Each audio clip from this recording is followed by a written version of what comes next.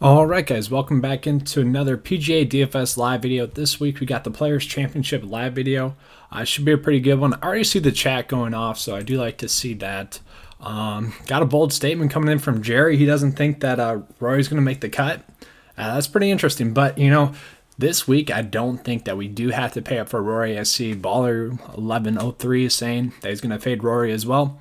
So I definitely get it. I don't know if you guys are playing the showdown slate and maybe think about Rory. He is pretty much a stroke better than the whole field minus Patrick Cantlay. That'd be the only thing I have to say about that. But obviously I like Rory as a play. I definitely get him as a fade. I think I touched on that on Monday's video. Pretty much I like Rahm a little bit better. He's a little bit cheaper and pretty much the exact same play. Both of those guys have pretty much just been top 5, top 10 finishes automatically. And then also Webb Simpson has pretty much been the same thing as well, minus the Mexico Championship, where he has never played well. Let's see. I'm going to be reading off a couple more of the chats. He's really expensive. That's why a lot of people are fading him. Got another chat coming in. So I've been working out some chat features on the live stream. So if you're seeing that pop up, that's what that is. We'll see how that goes. Patrick Rogers week. So honestly, Patrick Rogers on I think it's FanDuel. You can play him on FanDuel. He's really cheap. He was like the one player on FanDuel that was popping to me just because he was like minimum priced on FanDuel. So if you're gonna play him, do that on there. It's a lot like last week where I said, Stewart thinks to play on FanDuel that I would play because he's, the minimum price essentially, and he's probably gonna make the cut. Not going to do much for you after that, but that's pretty much exactly what happened. That's why you got to look at different sites. So yeah, Tomb413 is saying he really likes the 8 to 9K range on DraftKings. So in these higher class field events like the Players Championship, typically that is where your bread and butter should be. The 9.5 to essentially like 7.5K range is typically loaded, and typically you can make a really solid cash build out of that section of the player pool. And a lot of the times in these majors too, these higher caliber players, these name value players, will be a little bit overpriced than they should be. We see that quite a bit. Is Josh crazy for trying to play Jimmy Walker or Ryan Palmer? I think I'd be fine with Palmer. He was catching my eye a little bit, but I don't think I would do that. I don't think I'd do either of those. Honestly, I think I'd rather go with, if you're on DraftKings, Zach Johnson, I don't want to play him, but he is minimum priced. If you're just trying to do a punt that low, I would do that. Obviously, I really like Vegas a little bit more than those guys, and Vegas is only 6.3K on there. Obviously, he's popping really stat fit-wise. All right, keep the chat coming, guys. I'm going to be getting into some questions here, though, that came throughout the week. So pretty much thoughts on ownership. So this is a question I got a little bit. Pretty much, I don't think we really have to worry about ownership too much on these tournaments, like these major tournaments where there's a lot of casual golf fans coming into it. Typically that will spread the ownership out quite a bit. And, as long as you get 6 for 6 across the cut line, ownership shouldn't really matter, too much. The only thing that will come into play rarely is, if you're trying to take down a GPP. We all know how rare that is. We're trying to just cash each and every week. So, ownership doesn't really matter that much. Maybe the only reason I like to look at ownership is just to look at who people are on that they shouldn't be. I always kind of find that pretty interesting. Never play chalk in the 6K range. I do agree with that, Jeff. That is typically a good strategy. I mean, if someone's going to be over 30% or I guess 25% in the value range, I would agree with that. It's typically a stronger strategy to fade, a value play. And that just kind of brings up a whole different point I want to talk about, or just touch on, I guess, too. It's like if, DraftKings does a great job with their pricing. Pretty much the lower price they are, the less likely they are to, make the cut. Now, what I try to do is just find those players where they're just mispriced and where I think they're higher likelihood to make the cut based on their salary point. That's pretty much my overall job, I guess, when I try to do content, is find those players. So Andrew's saying that Bryson and Webb are going to be the highest owned players. Yeah, I mean they should be. I don't get Webb's price point at all. He should be priced right after Jon Rahm there. That one was a head scratcher, and then Bryson's obviously just been in great form. I don't get why people haven't really been rostering him. I know he pretty much had his bad weeks when people wouldn't be playing him, going on a plane trip, coming back from his plane trip. So, that's just pretty much it. And then his first tournament of the year was, you don't typically like to play players on their first tournament of the year. Hey, Smoking Guns, glad to see you on the membership page as well.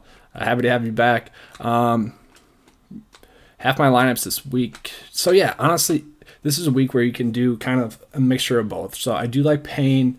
If you're going to do like a value approach, get Vegas in there, get Taylor in there, and, those value plays in there. And maybe think about getting Rahm and Rory in there and trying to lock in 2 top 10 finishes. Or if you don't want to do that, maybe mix in Webb and Bryson. If you're putting in those low value plays, those low salary value plays, you're going to just diversify your lineup enough to where it shouldn't be too chalky. I'm wanting to take Snedeker. So honestly, Snedeker did pop out to me as well. I keep saying, Billy Horschel and Snedeker are pretty much the same player to me. I typically will just pay who's ever cheaper. Now I am playing Billy Horschel this weekend. I'm not playing Snedeker, but that point still stands. Snedeker was catching my eye. It was just a matter of I like the players around him a little bit better this week, and they're a little bit better stat fits, a little bit better recent form, and whatnot. So I decided not to play him, but I'm not going to talk you out of Snedeker. I definitely get that play. Yeah, if someone in the 6K range makes the cut there, Jeffrey, and they're 15% owned, it works. That's what you want. That's what you're shooting for. I don't see people, casual golf fans. It's hard to account for the casual golf fans just coming in to play this week. So it's really hard to, say someone's going to be higher owned than they should be. I do think a lot of people will be attracted to names like Ricky and whatnot. I know all these websites do their ownership values, but sometimes those players just go a little bit more overlooked than they should. Andrew's asking if there's any love for Scotty. So Scotty Scheffler has been a great stat fit. I'm going to pull up his stats on the webpage real quick. Actually, I need to see those. Because Scotty was a top 20 stat fit, and he ranked out pretty well in my model as well, just because of his recent form. The thing about Scotty was, I'm pulling it up right now. So yeah, he ranked top 20 in my model, and then he's a top 20 stat fit. He doesn't really make bogeys, and he's a strong par 5 scorer, great ball striker, great total driver. The thing about him is he doesn't have that course experience, and it's a price point thing for me. I just like the players in this price point range a little bit better. Now, if you want to throw him into some GPPs, I'm not sure how many lineups you're putting out there, but if you're putting 10 out there, I maybe think about putting him into like 2 or 3 if he's popping for you. I don't want to be the one to talk you out of a play like that, but I just didn't end up on him just because of the players in this price point range.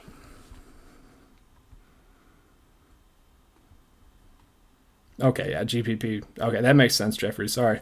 I'm heavy on Bryson this week. What are your thoughts on Poulter from Smoking Guns?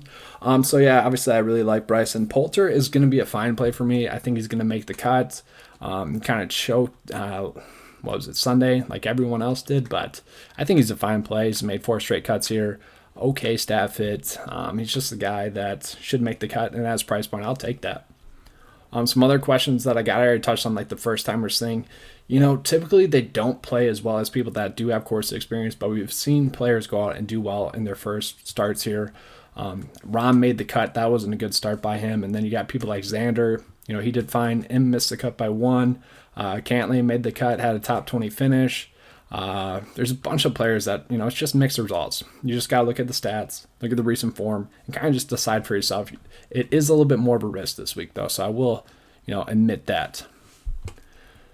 All right, my question to you guys is this the best field in golf? And because of that, is it the best PGA DFS week? Like, is this the week that we should look forward to each and every year? Because that's kind of my thought process here. Because it's the best field in golf, tournament-wise, is it the week that we should be attacking the most? And I do like the Open or the British Open or whatever, but we always have to worry about the weather there. And it seems like the U.S. Open, we've had to worry about that as well. And the Masters is a great tournament, but, it's a limited field, so there's not as much advantage for PGA DFS. That's kind of just my thoughts on that. Brian Harman or Russell Henley? That's a good question. Definitely go with Brian Harman. I kind of just like Brian Harman a little bit more. I was at the John Deere Classic when he had won, so I think I might have a little bit of bias towards him because of that. But I like Harman as a play. Let me pull up his stats as well real quick, just so I can see why I remembered liking him as a play. Oh yeah, it's just his price point. Has fine course history here, 3 out of 4 made cuts. His ball striking is what worried me. That's why I'm not like on him a ton, but still it's okay. He's ranked out as someone that should make the cut. It's just a matter of if he's going to be striking the ball well. He needs to hit those greens. He hasn't really been hitting the greens as well. But I would, at 6.4K on DraftKings, I'm fine with that as a play. That's not going to bother me too much. I'm going to get into some of the FanDuel plays. So Webb Simpson really stood out to me on FanDuel. He's priced like below Ricky and whatnot. And I was just kind of scrolling and I couldn't believe his price points on FanDuel. So, he's going to be on chalky on FanDuel or on DraftKings, but I think he's going to be even more chalky on FanDuel. Woodland I do like as well at 10.3 on FanDuel. I think kind of that'd be my anchor for FanDuel if I had to. And then Shane Lowry was actually, I'm not on him in DraftKings, but I did like his price point on FanDuel there. And then Daniel Berger, that one really stood out to me as well. But then, Abraham Ancer is a play that I really like, especially in GPPs. In FanDuel, I'd even think about him in cash. And then Taylor Gooch, he really stood out to me on FanDuel at 7K on FanDuel. Just an extremely price discount for someone that I think is going to make the cut. So, that's something we could take advantage of there. Who do you like more for GPPs, Fowler or Leishman? So I think Fowler just gets a lot of the casual fans to play him. So I think I would say Leishman, but I think Fowler's game has been trending in the right direction lately. If you've been watching him, yes, his game has been struggling, but how he's been struggling hasn't been like that bad. I remember watching Bryson a ton. He was just missing putts by like inches. The shots were there and the putts were there. It was just a matter of, him converting it. And I think Ricky's right around there as well, where, it's just going to be a simple little fix there and he's just going to start to go off. When you're doing 20 entries, what's the size of your player pool?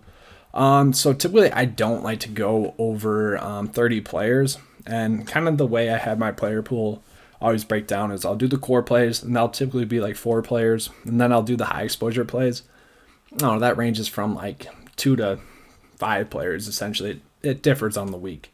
Then I'll do mid exposure plays. That's anywhere from 4 to like 10 players. Really just depends on the price and week. And then low exposure plays, those are essentially just lineup fillers where if you're, going through your build and you already have 5 of your players filled out and you're kind of just, I really like these 5 players, but I want to, find someone that should make the cut or has some upside. That's how I use the low exposure players. And then I do have like a high tier or value column as well. It just kind of depends on the week and I'll break it down that way. So like this week, Roy and Rom, they're in the high tier caliber or column this week. And obviously I really like those plays. But the point of that is I don't think we have to go out of our way to put them into our builds to have a great week. So that's kind of why I have it set up that way. So typically my player pool is like 30 players, but it really cuts down to like a base section of like 12 players. And then I just kind of fill in with the mid exposure and low exposure plays when I need to. Do you think Roy will be the highest owned player this week? No, I don't. See, I think Webb should be. And I've seen Bryson get talked up a ton. I know some people already kind of mentioned that they think Bryson and Webb's going to be pretty much chalk. So I would say those two. I think Gary Woodland should be owned quite a bit. I don't think he's getting talked up that much, though. And then Daniel Berger might be chalk as well, just because he's standing out a lot. But like I said, I don't think we really have to worry about ownerships too much this week. You get 6 for 6 across the cut line. It shouldn't matter. That should always be the main focus. Ownership should be like the last thing we're looking at each week. Pretty much, I bring that up because last week my best lineup was my main lineup last week. It had 6 for 6 across the cut line. It had 4 players finish inside the top 10. It was just an extremely, fine week, and I didn't look at ownership once that week. I really focused on which players are going to give me 6 for 6 across the cut line, and what route in my lineup build is going to do that. So I know a lot of people like to look at ownership to decide like who to put in their cash build. I just like to look at cut likelihood essentially. Do want to get into some of the Yahoo plays here. So Sanjay M did stand out to me there. Typically on Yahoo, I just try to find the lowest priced, solid play. For me, Sanjay was a high exposure play, and it was priced at 38 on Yahoo, which really stood out to me. And then Jason Day, I do want to touch on this. So Jason Day has always been a headache in DFS for like the last 3 years now, where he keeps pulling out of tournaments with back injuries and whatnot, being sick. Now I do think he could have toughed it out and made the cut. He was playing fine last week, and I think he would have made the cut if he didn't have to pull out. I think this is an event where he does want to do well, and I think that he can just tough it out at this event. I don't think he'd be playing in it if he didn't think he could play. I think that's why he withdrew last week, so that he could play in this event this week. So at $33, I don't mind that. I think it's worth the risk in Yahoo. Obviously, it depends on how many lineups you're playing. I wouldn't play him if I was just playing one, but if I was doing 5 or 10 on Yahoo, definitely would include him into a build. Daniel Berger's too cheap there on Yahoo, $25. That really caught my eye. Ryan Moore, pretty decent price there on Yahoo, $22. He was like the best, value play I could find on Yahoo. And then I do like Harris English on Yahoo as well. His course history here is horrible, but we know the recent form that he's in, and we know the stat fit of him. He's just a great stat fit.